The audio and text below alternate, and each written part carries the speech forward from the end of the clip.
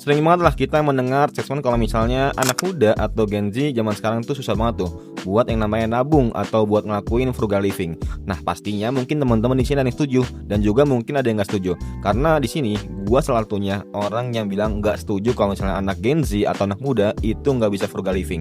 Karena apa? Karena frugal living mungkin sebagian orang atau sebagian anak muda pastinya mereka kalau misalnya punya duit ya tentunya buat inner chill mereka, buat beli sesuatu yang mereka dulu nggak bisa tapi sekarang baru bisa, buat ngebeli suatu hal yang bikin dia bahagia, healing, foya-foya segala macamnya. Dan doktrin-doktrin seperti inilah yang bisa dibilang mereka jadi malas nabung gitu. Karena habit kalau misalnya kalian udah punya duit terus malah dibelanjain segala macamnya, ya udah ujung-ujungnya lu malah susah nabung gitu.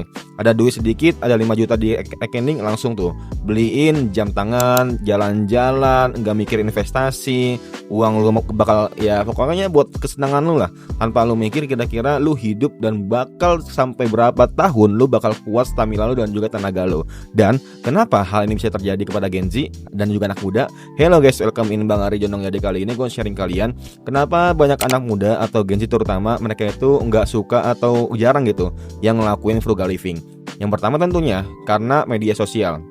Nah, ketika lu lihat media sosial zaman sekarang pastinya anak muda udah punya McLaren, anak muda udah punya mobil mewah, anak muda udah punya rumah segala macamnya. Nah, itu tuh bagus benar guys ya.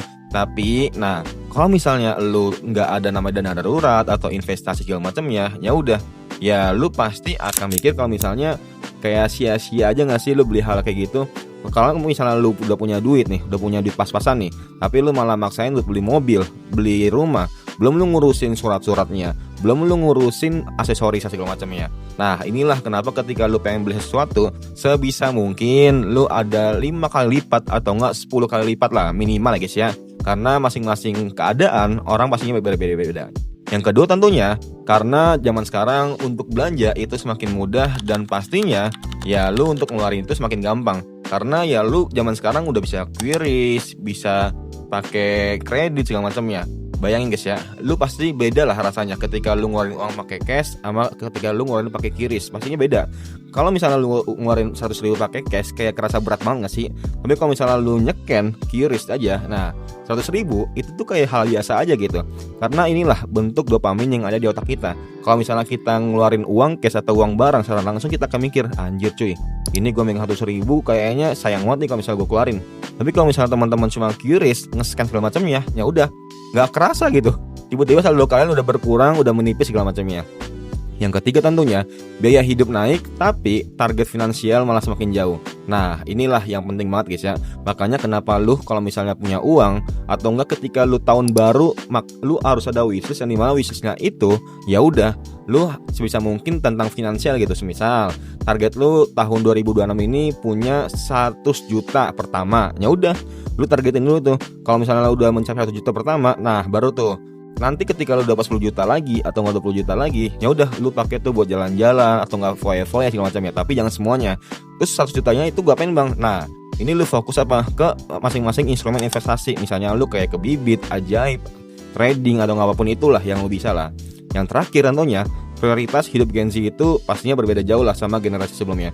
Kayak lu pahamin aja guys ya, zaman sekarang dimana ketika Gen Z ya banyak lah doktrin-doktrin yang bilang ya iyalah lu masih muda cuy, mendingan lu foya-foya dulu. Karena kalau misalnya lu udah nikah, lu udah tua, lu susah cuy buat foya-foya segala macamnya. Nah, doktrin-doktrin seperti inilah yang bisa dibilang malah memakan Gen Z untuk boros, untuk beli sesuatu. Apalagi ditambah dengan diskon sama influencer yang mereka idolakan, udah punya tas branded, LV, segala macamnya lah pokoknya yang mahal-mahal banget. Dan gak banyak dari mereka juga pastinya menyesal ketika beli barang banyak, ujung-ujungnya ya udah dibuang, kalau nggak disumbangin segala macamnya, kan sayang guys ya. Makanya beda lah pola mindset antara cewek dan juga cowok. Nah, menurut kalian gimana? Kira-kira kenapa sih banyak Gen Z yang susah banget frugal living? Coba tulis aja di kolom komentar. Semoga bermanfaat and see you next time. Bye.